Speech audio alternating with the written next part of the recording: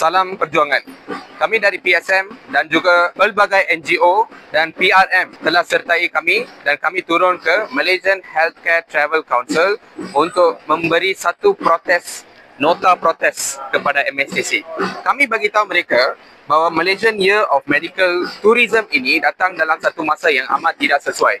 Ini adalah kerana kita memang tak cukup pakar di hospital awam dan hospital-hospital swasta sedang menggunakan peluang medical tourism ini untuk memperkembangkan lagi infrastruktur mereka. Semakin mereka berkembang, semakin banyak doktor-doktor awam, pakar-pakar awam akan keluar daripada sistem awam kita. Sekarang data menunjukkan hanya 25% doktor-doktor pakar yang mempunyai lebih pengalaman 5 tahun ada di sistem awam kita.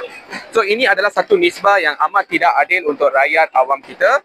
So untuk kita protect hospital-hospital awam kita, kita rasa hospital-hospital swasta tidak harus digunakan. Tidak harus gunakan medical tourism ini secara satu alasan untuk memperkembangkan lagi. So hentikan medical tourism punya kempen ini dan gunakanlah duit ini untuk memperkasakan hospital-hospital awam kita. Jika anda pun setuju dengan kempen kita ini, sila scan QR code ini untuk tunjukkan sokongan anda.